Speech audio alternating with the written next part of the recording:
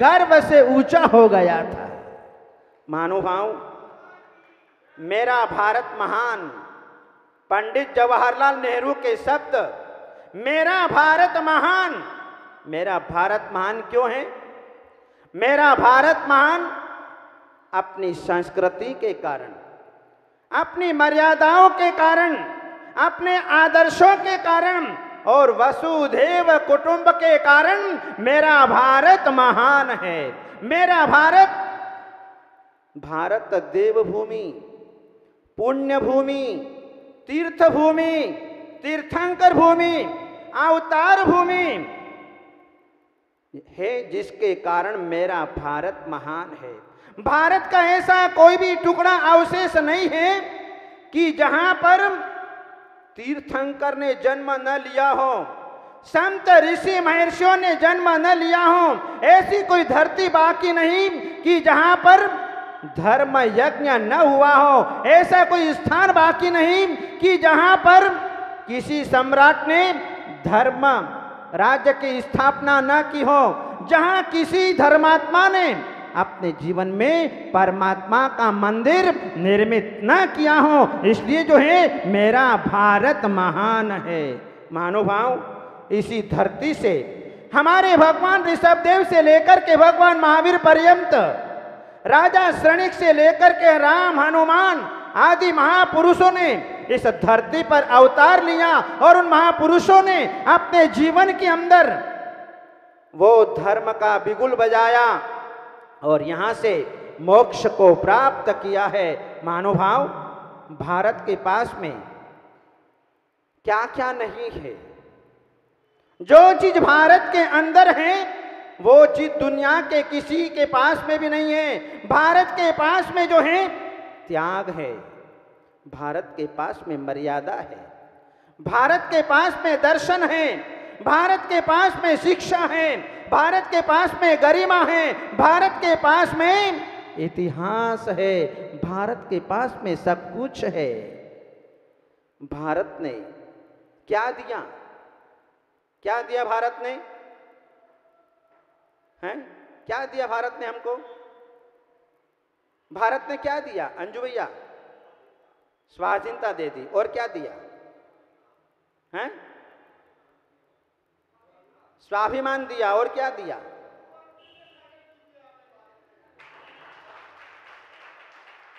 भारत ने हमें अपने जीवन में सबसे पहले संत ऋषि महर्षियों को दिया, तीर्थंकर जैसी आत्माओं को जन्म दिया है।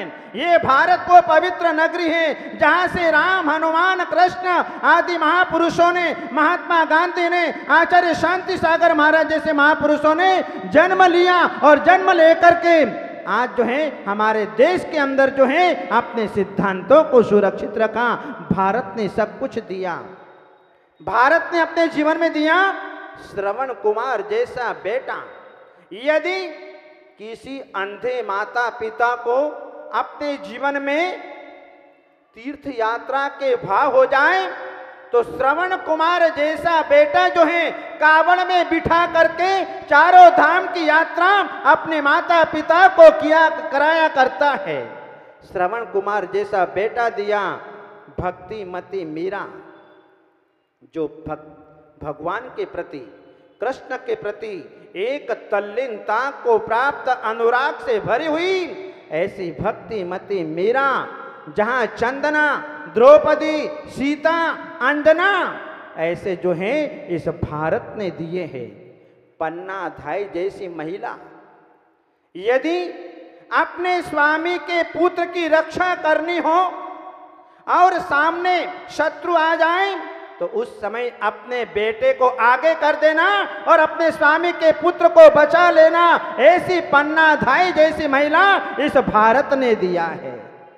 ब्राह्मी सुंदरी जैसी बेटी, जिस समय ब्राह्मी सुंदरी भगवान ऋषभदेव के पास में गई और जाने के बाद में जो है पूछा कि क्या आपको किसी के सामने झुकना पड़ेगा? ऋषभदेव ने कहा कि हाँ, अपने जामाता के सामने मुझे झुकना पड़ेगा। वे छत्राणी बेटियों के भीतर स्वाभिमान जागृत हो गया। और स्वाभिमान जागृत होते ही उन्होंने आजीवन ब्रह्मचर्य व्रत को नियम स्वीकार कर लिया। आजीवन शादी नहीं करेंगे, हम अपने पिता का मस्तक किसी के सामने झुकने नहीं देंगे। ऐसा आदर्श उन छत्राणी बेटियों ने अपने जीवन में उपस्थित किया है। पितृभक्त राम जो पिता के वचनों का पालन करने के लिए वनवास चले गए, जहां महारानी लक्ष्मीबाई खूब लड़ी मर्दानी, वह तो झांसी वाली रानी थी, जहां अपने बेटे को छाती से बांध करके युद्ध क्षेत्र के अंदर विजय प्राप्त की। भातृभक्त भरत, जो भरत खड़ाऊ रख करके 14 वर्ष तक अपने भाई राम की इंतजारी करता रहा, अयोध्या के शासन पर नहीं बैठा और जो है राज्य का संचालन करता रहा, स्वामी भक्ति हनुमान, जिसकी भक्ति जग जाहिर है। हमारे भारत ने ऐसे ऐसे 9 रत्न दिए हैं। हमारे भारत ने क्या क्या दिया, बहुत कुछ दिया है। यदि इतिहास उठा करके देखेंगे, आज हमारी आजादी के 71 वर्ष पूर्ण हुए और जो है 71 वर्ष में क्या पूरी जिंदगी भी समाप्त हो जाएगी तो हम अपने देश का गुणगान नहीं कर सकते, देश की भक्ति नहीं कर सकते। मैं हूं हनुमान, मैं हूं हनुमान और भारत मेरा राम है। मैं हूं हनुमान और भारत मेरा राम है। देख लो छाती चीरकर, दिल में हिंदुस्तान है, दिल में हिंदुस्तान है। भारत की पहचान किससे होती है? भारत की पहचान कुतुब मीनार है।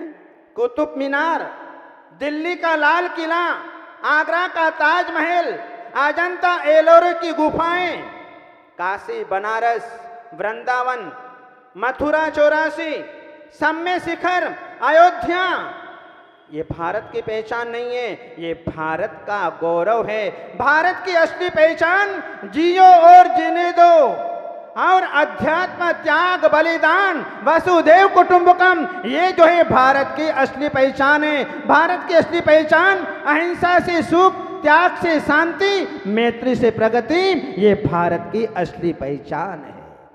महानुभाव, भारत की विशेषता है,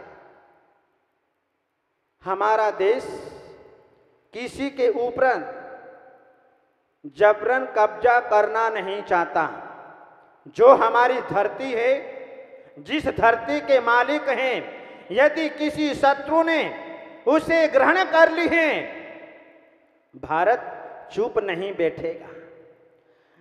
हमारा देश जबरन किसी के ऊपर आक्रमण नहीं करता है, लेकिन यदि कोई शत्रु आक्रमणकारी आक्रमण करता है तो भारत चुप भी नहीं बैठेगा।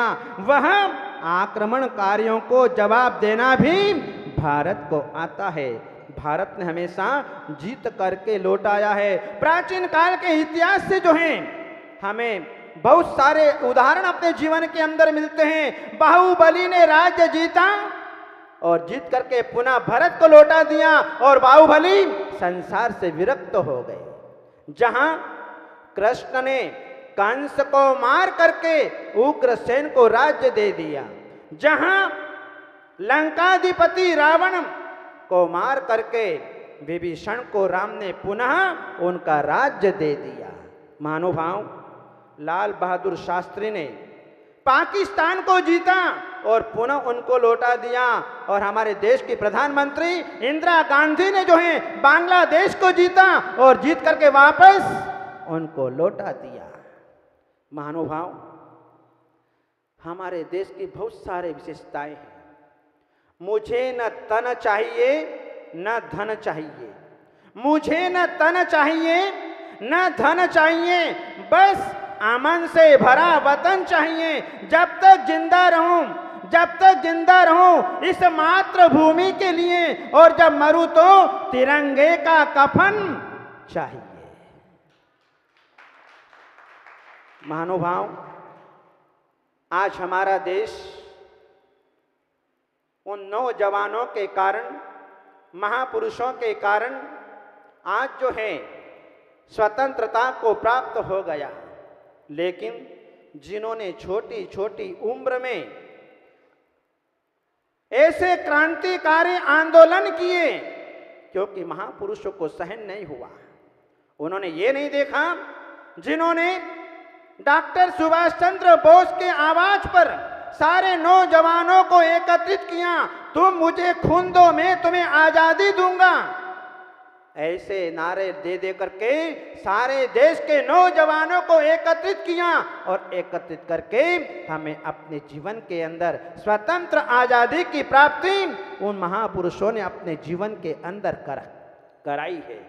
आज हम विदेशी शक्ति से मुक्ति को प्राप्त हो गए, आज हम स्वतंत्र भारत के अंदर विचरण कर रहे हैं, लेकिन हमारे भीतर भी एक ऐसी शक्ति बैठी हुई है, विदेशी शक्ति, जिसे हम कहते हैं कर्मों की शक्ति। वो कर्मों की शक्ति हमारे भीतर बैठी हुई है, जिसके कारण हमारी आत्मा अभी तक पराधीनता का, गुलामी का अनुभव अपने जीवन के अंदर कर रही है। आध्यात्मिक क्षेत्र में अभी तक हमारी आत्मा स्वतंत्रता को प्राप्त नहीं हुई है। आज हमारा देश जो है स्वतंत्र हो जाने के कारण 72 वर्ष से जो है आज निरंतर खुशियां मना रहा है। आज हमारे देश के बालक के चेहरे पर, बूढ़े से बूढ़े व्यक्ति के चेहरे पर आज प्रसन्नता है। हम जो है देश में स्वतंत्र तो जरूर हो गए, लेकिन अभी कर्मों से स्वतंत्र नहीं हुए हैं। उस शरीर से, कर्मों से स्वतंत्र होने के लिए हमें अपने जीवन के अंदर क्रांतिकारी आंदोलन करना पड़ेगा, अपने भीतर के स्वाभिमान को जागृत करना पड़ेगा। हम अपने जीवन में अहिंसा के द्वारा, संयम के द्वारा, तप के द्वारा, ध्यान के द्वारा, व्रत नियम के द्वारा हम जो है अपने भीतर बैठी हुई विदेशी शक्ति, कर्मों की शक्ति को ललकारेंगे, तब जाकर के जो है ये कर्म की विदेशी शक्ति हमारे आत्मा से भागेगी और जो है हमारी आत्मा स्वतंत्र दशा को प्राप्त हो पाएगी। महानुभाव, मैं भगवान आदिनाथ से, पार्शनाथ से, श्रेयसनाथ से यही प्रार्थना करता हूं कि भगवान, आज मेरा देश जो है 72 वर्ष से स्वतंत्रता का अनुभव कर रहा है, लेकिन वर्तमान में बीच में कुछ ऐसा समय आया कि जहां करुणा का निर्यात हुआ करता था, वहां पर आज जो है मांस का निर्यात हो रहा है। जहां स्वार्थी लोगों ने अपने जीवन में देश को कर्जे से युक्त कर दिया है। सोने की चिड़िया कहाँ जाने वाला देश, शांति प्रिय भारत देश आज अशांति को प्राप्त हो रहा है। इसलिए मैं तो भगवान से प्रार्थना करता हूं कि भगवान उन नेताओं को सद्बुद्धि प्रदान करें, अपने देश को कर्जे से मुक्त कराएं और जो है हमारे देश से आतंकवाद, नक्सलीवाद, भूखमरी, नाना प्रकार की पीड़ाएं, कष्ट, दुख, अधर्म, हिंसा का, पाप का, व्यसनों का जीवन में अभाव हो और जो है अपने जीवन में एक बार पुनः राम राज्य की स्थापना हो, कृष्ण राज्य की स्थापना हो। जहां एक समय था कि कृष्ण के समय में दूध और घी की गंगा बहती थी, आज वही जो है गंगा पुनः जो है यहाँ पर बहती हुई दिखाई दे। महानुभाव, जो धर्म और देश के लिए मर मिटा बस वही महान है। जो धर्म देश के लिए मर मिटा वही महान है। कारगिल का हर जवान देवता समान है, कारगिल का हर जवान देवता समान है। महानुभाव, आज जो है देश के अंदर ये तिरंगा झंडा फहराया, ये तिरंगा झंडा हमारे देश की आन बान और शान है। कुछ नशा ये तिरंगे की आन है, कुछ नशा ये मातृभूमि का मान है। हम लहराएंगे हर जगह ये तिरंगा, नशा ये हिंदुस्तान की शान का है। महानुभाव, आज हमने देशभक्ति का परिचय दिया। जब देश संगठित हो जाता है तो दुनिया की कोई शक्ति नहीं होती है जो हमारे ऊपर अधिकार जमा सके। महानुभाव, हम देश को स्वतंत्रता को प्राप्त किया है। हमारा देश जीवन में कभी भी वह गुलामी का अनुभव न करे, ऐसा प्रयत्न और पुरुषार्थ हमें अपने जीवन में सारे देशवासियों को करना चाहिए। और यदि ऐसा पुरुषार्थ चलता रहा तो हमारा देश हमेशा स्वतंत्र रहेगा, क्योंकि 2020 का सपना है डॉक्टर अब्दुल कलाम का कि हमारा देश जो है विश्व का आध्यात्म गुरु बनेगा। वो कब बनेगा? जब सारा देश जो है सहयोग करेगा, तब जाकर के हमारा देश विश्व का अध्यात्म गुरु बन सकता है। अनुभव अपने जीवन में हम अध्यात्म गुरु बनाने का प्रयत्न और पुरुषार्थ अपने जीवन में करें। आज जो है हमने यहाँ पर भक्तांबर महामंडल विधान के मंगलमय आराधना आज यहाँ पर हमारे 3 परिवारों ने की। हमारे अमरचंद जी, महावीर प्रसाद जी अजमेरा, अमरचंद जी अजमेरा परिवार और भंवरलाल जी लालचंद जी अजमेरा परिवार, इन तीनों परिवारों ने जो है आज यहाँ पर परमात्मा की भक्ति की। परमात्मा की भक्ति के साथ साथ में देशभक्ति करने का भी अवसर मिला। इसलिए अपने जीवन में आप सबके लिए मंगलमय आशीर्वाद, आप अपने जीवन में फले फूले, आपका तन मन धन मंगलमय हो और आप निरंतर देशभक्ति करते रहें, देश के प्रति गद्दारी नहीं करें, देश के प्रति ईमानदारी से अपना बर्ताव करें, देश के प्रति न्याय नीति का अपने जीवन के अंदर पालन पोषण करें और हमारे देश को जो है शांत प्रिय बनाएं और हमारे देश को जो है वह किसी प्रकार से आहत न पहुँचे, इसका पुरुषार्थ अपने जीवन के अंदर चले।